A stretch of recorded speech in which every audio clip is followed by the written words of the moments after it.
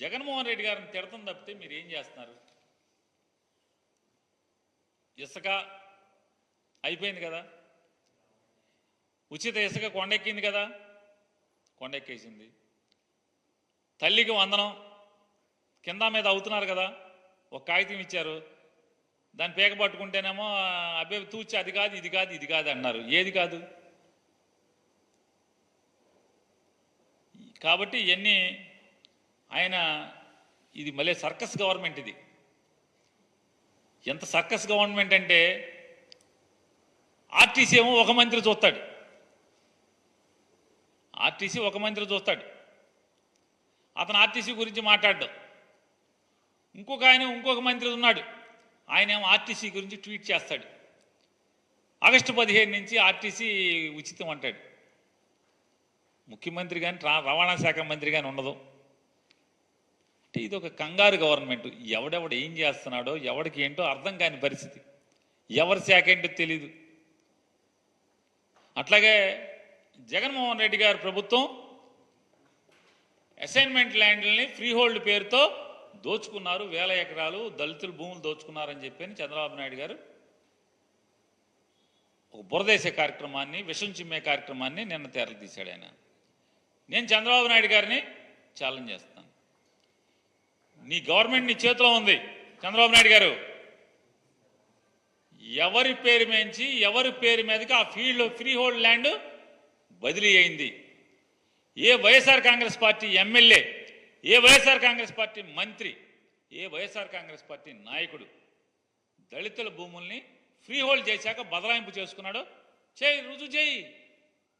నీకు చేతనైతే, నీలో నిజాయితీ ఉంటే చంద్రబాబు నాయుడు గారు, మీలో నిజాయితీ ఉంటే, మీలో చిత్తశుద్ధి ఉంటే, నిజంగా నువ్వు 40 ఏళ్ల ఇండస్ట్రీ 14 ఏళ్ల అనుభవం ఉన్నాడైతే, జగన్మోహన్ రెడ్డి గారు ఏదైతే దళితులకి 20 సంవత్సరాల భయపడి ఎవరైతే అనుభవిస్తున్నారో ప్రభుత్వ భూమిని అసైన్మెంట్ ద్వారా, ఆ వంశీకులకి లేకపోతే వారి వారసులకి ఆ భూమిని సొంత ఆస్తిగా చేసినటువంటి జీవో ప్రకారం ఆ భూమి ఎక్కడైనా ఎవరి పేరు మీదైనా వైఎస్ఆర్ కాంగ్రెస్ పార్టీ ఎమ్మెల్యే పేరు మీద కానీ మంత్రి పేరు మీద కానీ బదలాయింపు, జగన్మోహన్ రెడ్డి గారి పేరు మీద కానీ వాళ్ళ కుటుంబ సభ్యుల పేరు మీద కానీ బదలాయింపు అయిందా? చూపించు. ప్రభుత్వం మీదే కదా, మీ చేతిలో ఉంది కదా. ఈ తప్పుడు మాటలు ఎందుకు చంద్రబాబు నాయుడు గారు? అసత్యాలు ఎందుకు? చెప్పాలి కదా. కేవలం బట్ట కాల్చి మొహం మీద వేయటం తప్పితే, ఎన్నికల ముందు ఏ రకంగా అయితే విషం చిమ్మారో అదే విషం చిమ్మే కార్యక్రమాన్ని ఇంకా కొనసాగింపు తప్పితే. ఎస్, మీలో కలేజా ఉంటాయి, మీలో సత్తా ఉంటాయి, మీలో అనుభవం ఉందని చెప్పని మీరు ఏదో అనుకుంటున్నారు కదా. మీ అనుభవం ఉందే నిజమైతే ఈ సమాజం ముందు పెట్టండి.